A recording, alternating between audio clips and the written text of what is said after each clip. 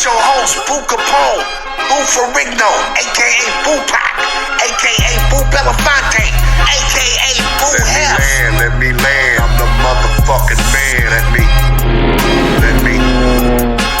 land, let me land, let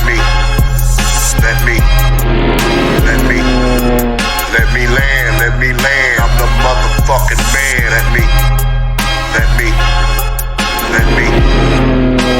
The best Let Me Land podcast with your host, Boo Kapone. You bitch you.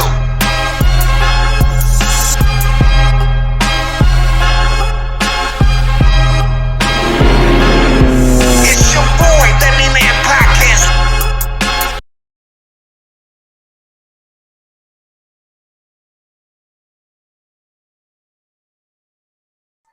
Yeah. We back in action right now. Listen to me. Can y'all hear me? If I hear me, I hear back. Hello? Yes, sir. Let me land. Let me land. Send me one of them hats. Let me land. Send me one of them Lakers shots. We got you, Rodney, man. You know what I'm saying? You dig. It's all not to watch. We back in action. It's your boy, the host with the most. Let Me Land TV podcast. We got my nigga Robnee44 in the house. We got my nigga, the tech guy, my guy, in the house. Fatso went somewhere to eat or something. This fat motherfucker there. And we got the lovely Liza, Michelle. Hey. So Liza, we came back from a commercial. Shout out to Cannabis Club, one of our sponsors, the Cannabis Club, man, doing their thing, man. So we love y'all. We're gonna get some more sponsors in the building. But Liza, you were talking about, we had left off on Laura Lightfoot, the mayor of Chicago, who looks like CP. My nigga CP looked like Laura Lightfoot. Shout out to CP. But you were saying, you made some great points about what her stance was with the dominated white media and stuff like that. Go ahead, man. Lamb. Well, I mean, Chicago Mayor Lori Lightfoot, excuse me, she was celebrating, I believe it was her 2-year anniversary of her inauguration as mayor. And in response to an overwhelmingly large number of white people as part of the press corps representing her, getting her story out there, she decided to not allow them. Unless you were a person of color, you were not allowed to do a one-on-one interview with her in regards to her inauguration anniversary. And that was because of the overwhelmingly white media corps. And it's kind of like, if you look at it, like, I think that what she did, I applaud that. I think it's absolutely wonderful and needed because it brings attention to something that is very clearly something that needs to be brought attention to. It's just kind of like, if you were wanting to know about this Black woman who obviously had made some great strides being a Black woman, becoming the mayor of Chicago, that's a huge deal. And who do you want to hear telling that story? Whose mouth do you want to hear that? Whose perspective do you want to hear that? Do you want to hear that from the reporter that's from Beverly Hills, who probably has no idea who Lori Lightfoot is about or what anything has to do with anything? Or do you want to hear it from a reporter, a person of color who may have more experience with that sort of thing? And it's just a whole different perspective that you're getting. And I think it's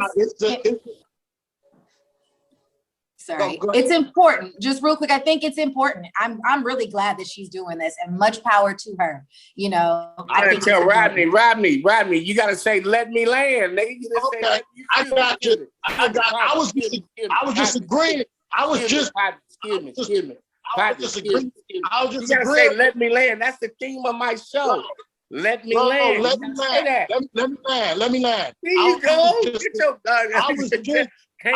Godfrey Cambridge looking ass. Smoking Harvard looking ass. Charleston Blues go back to Harvard looking ass. Godfrey Chambers looking ass. Say, let me land. Nigga, you know what it is. I was just agreeing with her. Liza, let me land. Liza, can I ask you a question?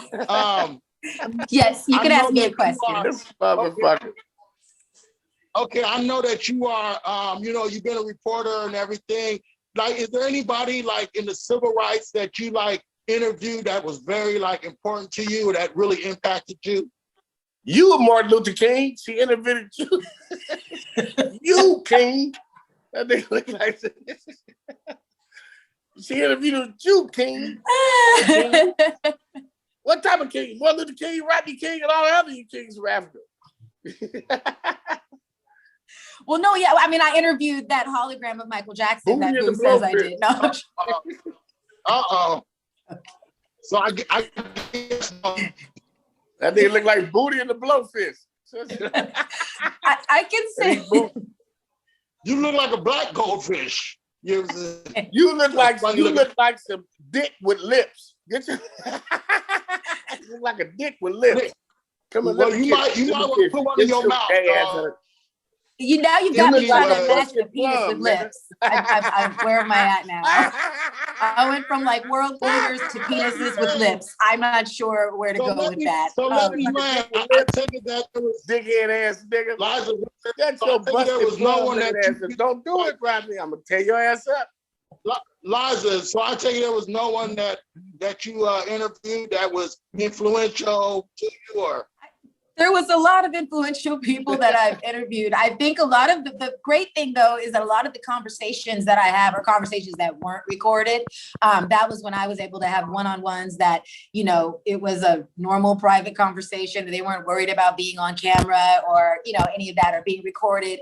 And that's where I got the good juicy stuff. And so obviously I can't really talk about it too much, but you know, that was where my favorite experiences always lie, is in the stuff that I got behind the scenes.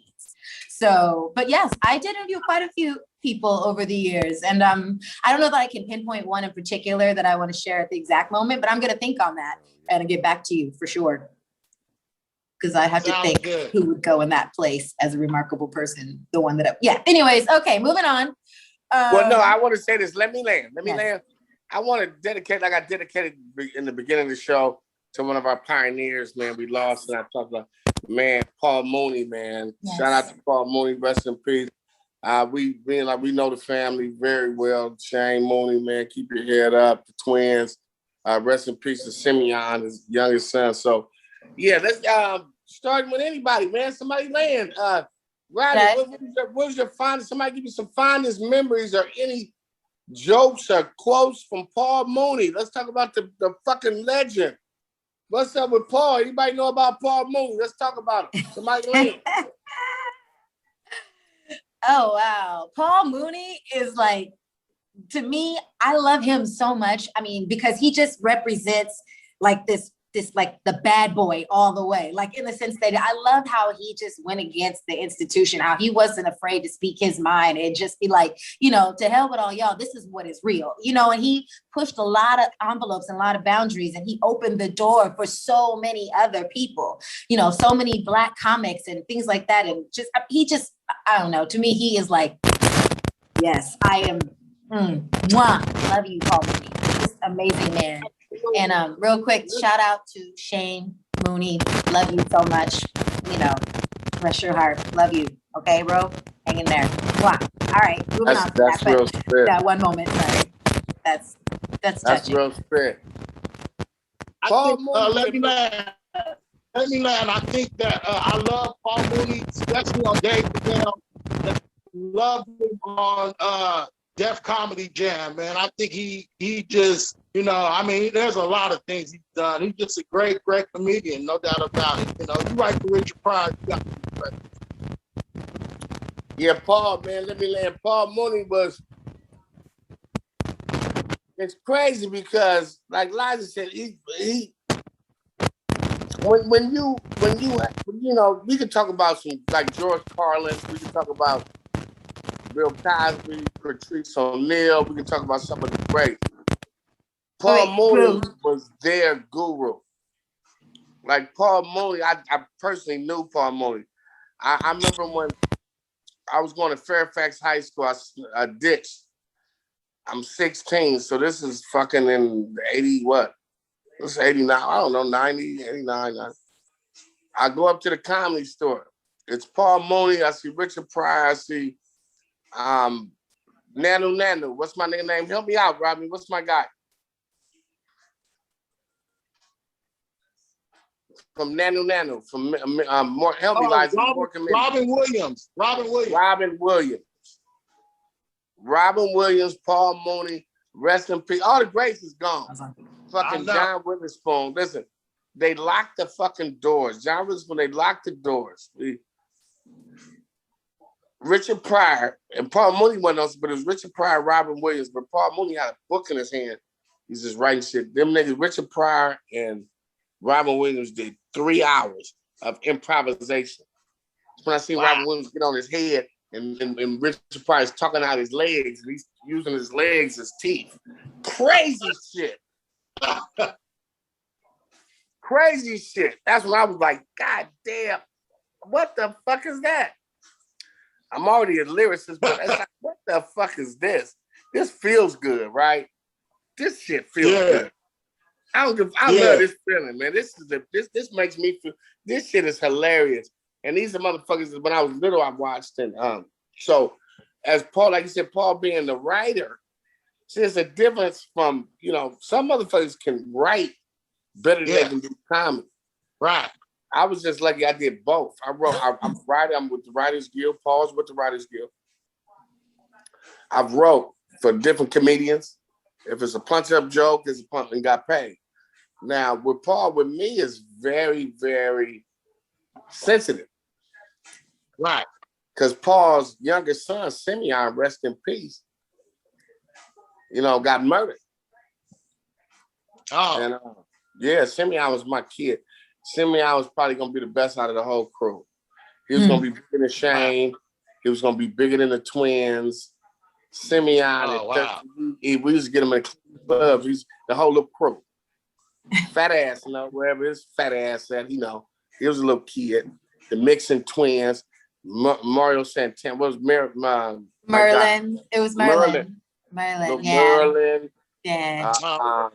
Yeah. Lamont Bentley. Oh yeah.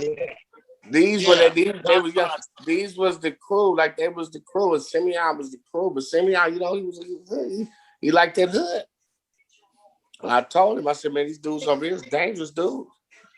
But he was young, 18, full of vigor. That's why I tell my son, you about to turn 18. I know you think you're a grown man, Aramis, but guess what? Your daddy here, let me guide you through these demons. Let me guide you through these murderers. I can guide you through. I can get you through. Where you can be an old ass nigga like me, nigga, and get paid just to be talking shit on the motherfucking internet. You gunshot, nigga, to all type of hood shit, and you get paid to be talking on the motherfucking internet, nigga, and be an old ass nigga with a whole bunch of money, nigga, and a whole bunch of clout and hood cred. You can be me, son, but see, these kids don't listen. And I told Simeon that. I said, I know these dudes, and this is years ago. Huh? All I remember, man, I come from the after hours right there, Uncle Doobie's. Rest in peace, Uncle Doobie. The after hours, I get home, I'm on Bronson. I wait, nigga, I get a knock at the door. Nigga, it's like 8 in the morning. It's Malik and Shane, man. They crying, man. That shit hurt me. Because Simeon was my little nigga. That was my guy.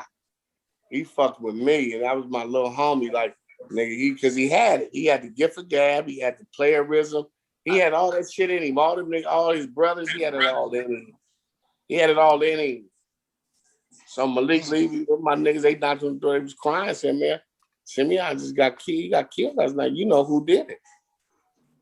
Wow. I'm like, nigga, what? I know. I start crying. And I'm like, nigga, this is Paul Mooney, little baby son. He's the youngest out of the bunch. He was 18. His best friend, and went to Hollywood High School. It was Andre Dog. He joined the 20s, the Blood Gang 20s. But I ain't gonna put it on like that, but he was from over there. He was from on there. He's from over there. You feel me? And so, but they was best friends. They went to Hollywood High School together. Simeon not knowing that this nigga's on the run for some shit. I called the homies. They like he on the run. Them niggas get into, I guess, I don't know, allegedly, it was over a dice game or something, whatever. He blew his best friend's head off, blew Paul Mooney's son's head off, Simeon. Killed him. They're 18, both of them 18, going to Hollywood High School. So I immediately get on the phone, start calling the hood. Like, what's going on? Oh, this nigga's what? This nigga's on the run. He just shot a couple real niggas. He got tired of niggas punking him. He's a young nigga, you know what I'm saying? That's how young niggas, this We as older niggas flock on the young niggas. That's what fuck is wrong with old sorry ass niggas. They'll put a pistol on the young nigga hand and send him on a mission, and he'll go to the penitentiary forever. Or they'll send him on a mission and get him killed. I denounce you niggas. I welcome you dumb ass niggas. Yeah, you fuck boy ass, old ass fuck niggas. My little homie gone. So what happened was we tracked down Andre, Dre Dog. They tracked him down in Vegas. The police kicked in the door. You know what he did? As an 18-year-old, he ran in the bathroom and blew his motherfucking head off. Killed himself. That's facts. Killed himself.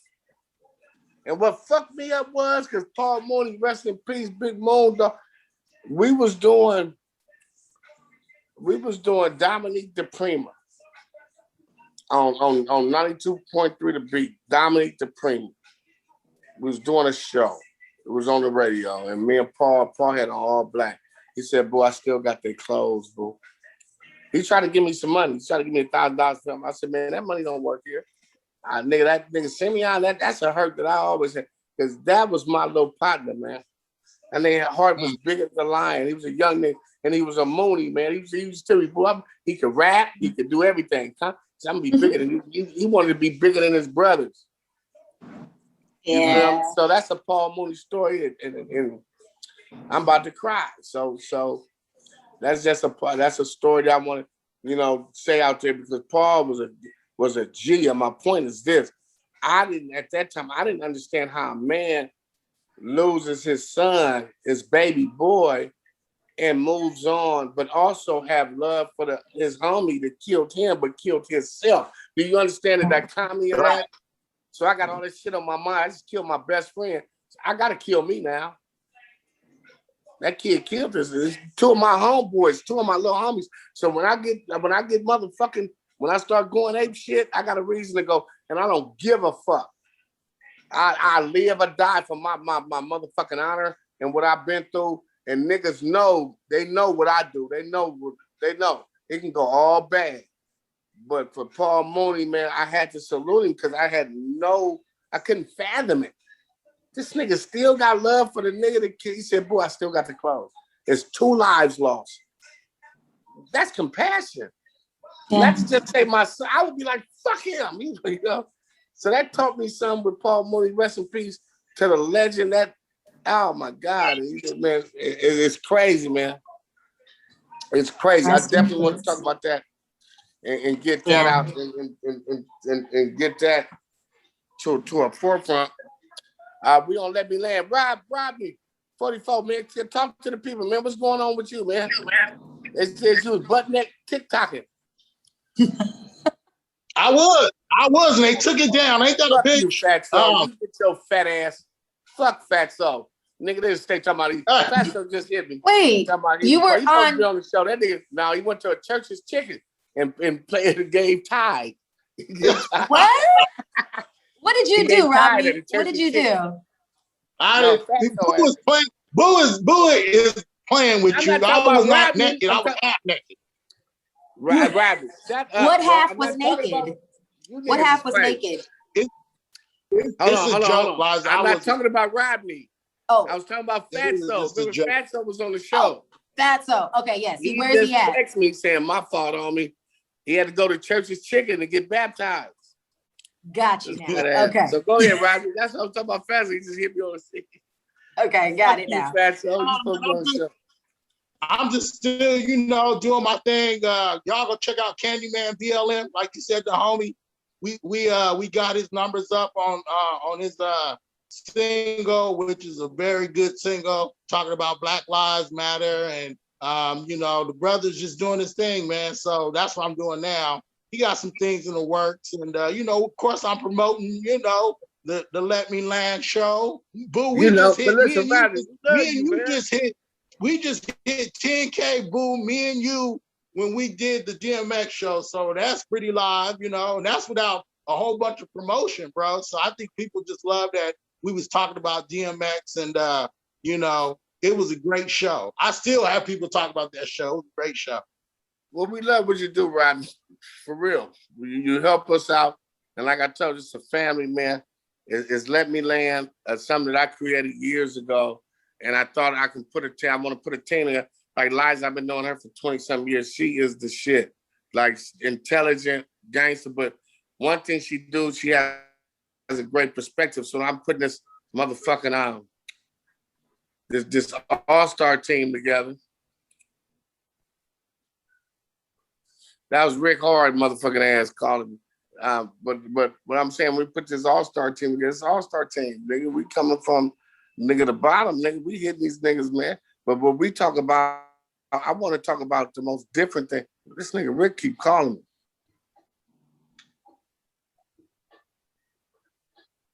What do you think Rick wants? Man, we just did a movie, man. Shout out to Rick Hard, man. We doing movies and shit, but what I'm saying is, like when we put the team together, but Liza's a vet. You know, Right. I'm not like you, Rodney. I'm not gonna stick my nose in her ass and get shit on my nose, but I'm gonna tell her. I'm gonna give her. She's probably the most smartest TV personality of all of us. To be able to hold conversations with people like Aaliyah. Come on, Will Smith.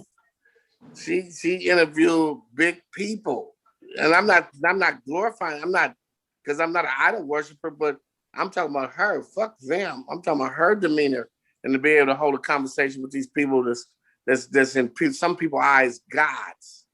Some people look at these people as gods. I don't, but they do. Yeah, that's real talk. They really do. Yeah, I don't look at anybody as a god either. They're just, like, we're all just regular human beings. We're all here living and surviving. We all have our ups, our downs, our faults, our wonderful, beautiful, lovely things about us, our shitty, terrible things about us. I mean, and Liza's let me land, Liza. And Liza's a bad bitch. Look, this is a bad bitch right here. Been a bad bitch. Listen. And one time, this bitch was the baddest on TV. I swear to God, everybody's trying to get at her. That's what I'm going to ask you. This question, Liza. Yes. Being a bad bitch. Yes. Not looking like Leslie Jones, but just being a bad. That's not nice. That's not nice. All your life, go ahead. Niggas, how as to navigate through that shit? Because there's a lot of shit going on.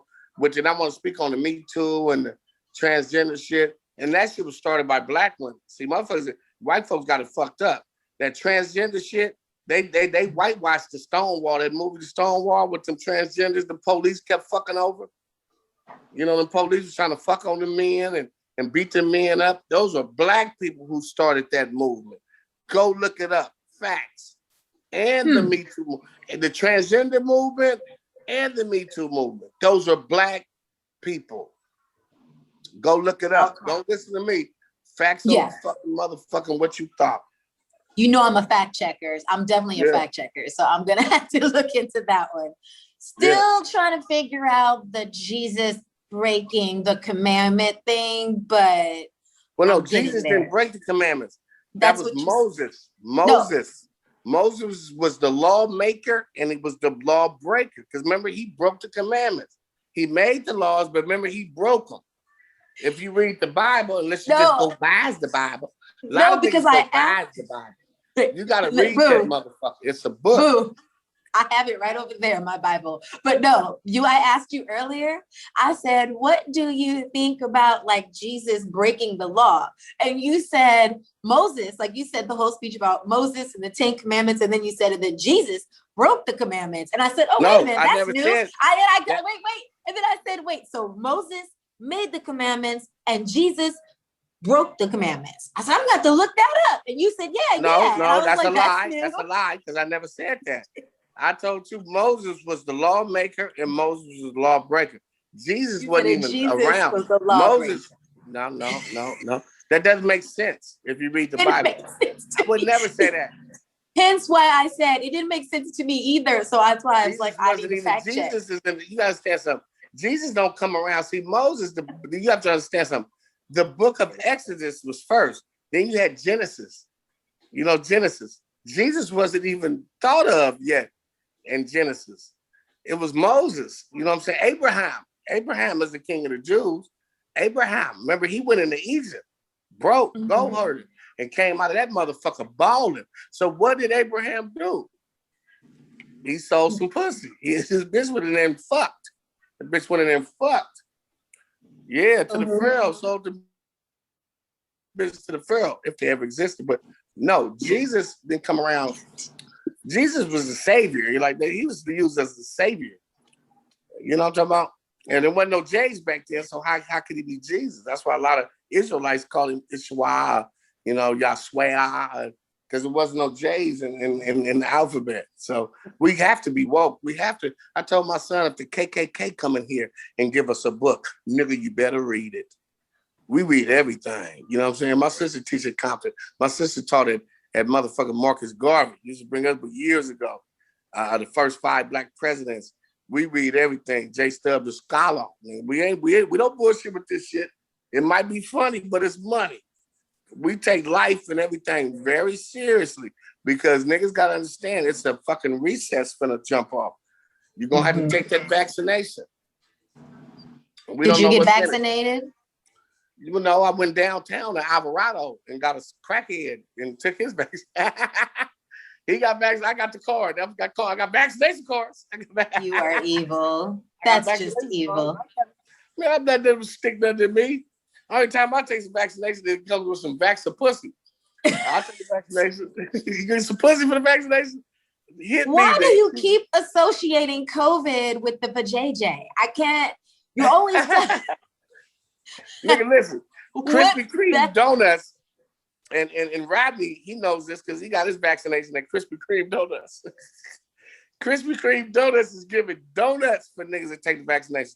There's gonna be a lot of fat niggas with sore arms, but they're gonna lose their foot. They're giving away, I just heard on the radio, they're giving away Lakers tickets.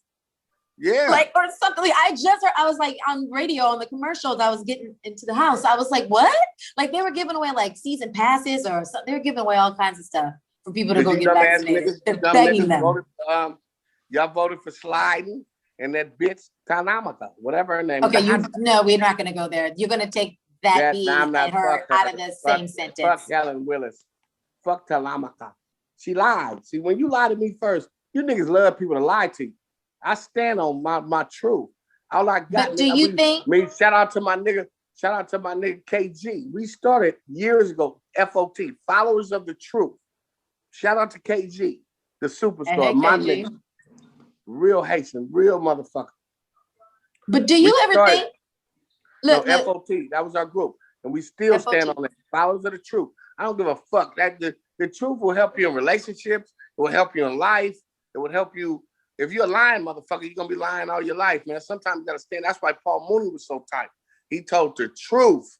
Motherfuckers is scared of the truth. Yeah, they are. Family, I used to do knock jokes. I can still do them. Motherfuckers say, you doing knock jokes. Well, you better tell your truth. Chris Spencer, my nigga CP Inglewood. He said, boo, your uncle's a pimp. Your daddy been in prison. Your mother, you got so much shit to talk about. Tell your truth. It took me years. Tell your truth. Tell your truth. Tell your truth. Yep. I bet you love you. Tell me, Liza, with all them niggas, they tell me. The niggas you fucked with, if a nigga was, you like to think if he told you the truth. Instead of what? Lying. I'm saying the niggas you fuck as a female, niggas that you fucked with in your life, you fucked with more niggas that told you what it was, the truth. Yes. You didn't respect a nigga that lie and shit. Not at all. If I caught you in one, I'm just done. Like, nah, man, I need the truth tellers. That goes to a story I was reading today. It was a Brazilian rapper. His name is MC Kev. Y'all can look this up. MC Kev. This nigga just lost his life on some bullshit, lying and shit. This nigga he had a hotel having a threesome, and his girlfriend, his baby mama, his wife, whatever. You can look this up. It's chrono knowledge. This motherfucker jumped out. This dumbass nigga jumped out the window, tried to jump out the window of the hotel, tried to jump on to another and slipped and crashed 5 stories to his death. Dumbness. That's some stupid shit. All to try to protect a lie. Yeah. But he had a nigga with some little like shit. You know, one lie you need another lie. You know what I'm saying? I just stand in my shit as a real nigga, and I always told the truth. When I was lying, I was telling the truth. So, you know. Okay, wait. Okay, so we're talking about lies. Okay, we've all told them. So, like, has there been like a big lie that came out, like, or like that nobody knew about that finally resurfaced, or even a big lie, like, you know what I mean? Something in your past that you had experience with, like a fucking lie that just stayed with you. When I told her the first bitch I loved her, that was a motherfucking lie. I loved it. Why were you telling her that? Just so you can get in her pants? No, because see, we got pussy before we got water. It was never about the pussy. It was about controlling a bitch's mind. Because if you control her mind, her body gonna follow. So if I got this bitch thinking I love her, and she gonna really do what I say, emotionally and everything. You know what I'm talking about? So as a mechanism, when you're in the game, you know what I'm saying? You have to lie because the bitch know you're gonna lie. You have to lie to her because she respects the lie. I'm talking about in the game when you really in the underworld in the game. Because if you don't come to the bitch lying to her probably, she gonna look like, oh, this nigga's a clown. Who is this nigga? You can't come in there, oh sweetie, you gotta manipulate the bitch mind and make her think, but she gonna respect you more. Now in relationships, if you're in a square relationship, that don't work. Because you're not dealing with a real sophisticated prostitute or a hoe that know how to get some money. You know what I'm saying? The only way she knows. So in a square relationship, it won't work. Because the square gonna know. The square gonna know. She gonna sense everything. The underground bitch, she's gonna be waiting because she's lying. We all lying.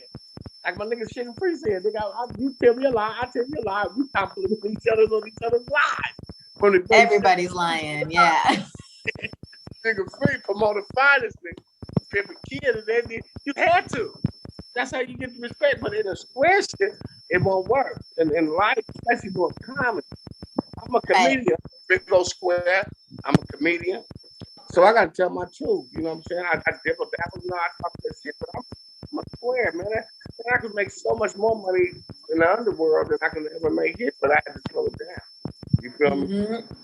That was gonna get me where I didn't want to be. So I had to square up. So I talk shit, swallow shit, you know what I'm saying? Rap this month and do what I do, but at the end of the day, I'm a comedian. My job is because people love me. They want me to make them laugh. That's a doctor. When motherfuckers laugh, you hear a sickness. Motherfuckers, my nigga put me on, man. OGs put me on, man. I'm saying Eddie Griffin, motherfucking Bernie Mac, Scrunch Jones, the motherfucking Al Tume, the motherfucking, you know what I'm saying? Danny Green, you know what I'm talking about? To the motherfucking Pierce, to the motherfucking Chris Spencer, to Alex Thomas, to the Gerald Heath, to Corey Holcomb, niggas put me on game. Like, niggas, this is what it is. You know what I'm talking about? Yes. I remember I came and we're gonna go to another break. I paid some bills with Danny Green. Shout out to my Philadelphia nigga. We was booked for a show. I came loaded as a motherfucker. Learn my words and they paying. And Danny Green checked me. He said, "Fool, listen, man, these motherfuckers might have lost their job today. They might have lost their mamas. They coming here for us to take all that shit away." You know what I'm talking about? Make them pay.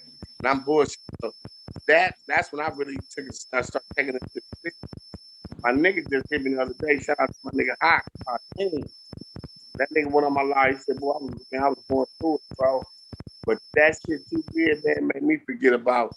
And then I laughed. And shout out to Hawk. So I take it more serious than I took it back in the day.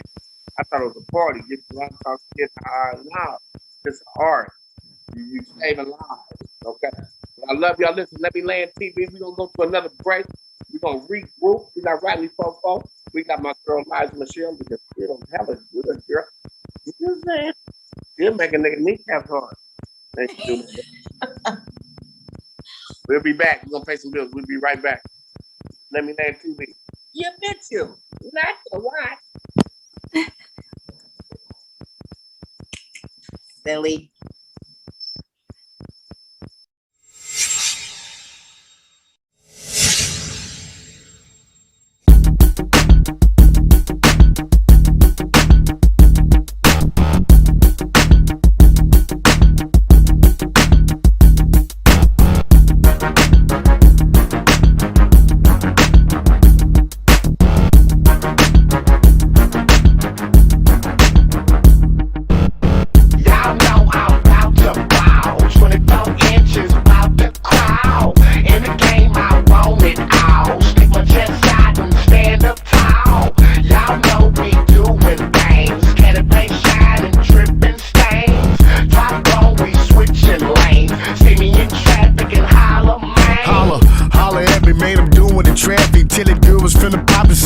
loaded, I'm at it. Yeah, I'm pimping, man, I'm doing my thing, kinda swell. In and out, cause she hit me on my cell. I hollered at Mickey Mac, man, he gave me a tutu.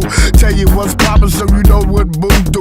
DJ know me, all the girls know me. Hollered at my homie, kinda moving slowly, cause you know I'm dripping stains. So holla main, so I'm up in the game. So you know I got it sane. I do what I do, when I do what I don't. Do what I can, so you know when I won't. Holla back at a player, man, I'm more like a pimp. I never go out like a simp, cause I limp in the damp. Just holla back at me. Out your wow, 24 inches, out the crowd. In the game, I want it all. Stick my chest out and stand up tall. Y'all know we doing things. Candy paint shining, dripping stains. Top on, we switching lanes. See me in traffic and holler, man. I'm kinda crazy when I pack that chrome. 80,000 in the strip club like Pac-Man Jones. I got a tight hoe, I mean a white hoe. Save a nigga a lot of money on insurance by using Geico. I know, I used to drink like a wino. Now I run fools over just like a rhino. I'm like your boy, the old high player. Holla at your boy, cause you know I'll see you later. Trip, don't trip on this shit because he ticklish. Yeah, think I'm up here, that's ridiculous.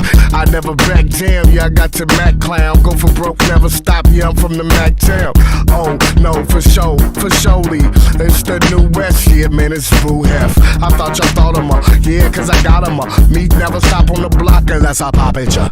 Y'all know I'm about to wow. 24 inches, out the crowd. In the game, I want it all. Stick my chest out and stand up tall. Y'all know we doing things. Candy paint shining, dripping stains. Top on, we switching lanes. See me in traffic and holler, man. I'm in traffic doing my thing, chasing the cops. On the drop, trying to get it, man, you know I'm on top. Girls on my jock for the shit that I got. All the hoes that I knock, all the niggas I shot. Yeah, I got it cracking, cause you know I'm just macking when a young nigga stacking and they keep jaw jacking. Holla man, you know that I kick game. I keep it niggerish, like Rick James. Holla back, holla back, holla back. Inches, out that crowd.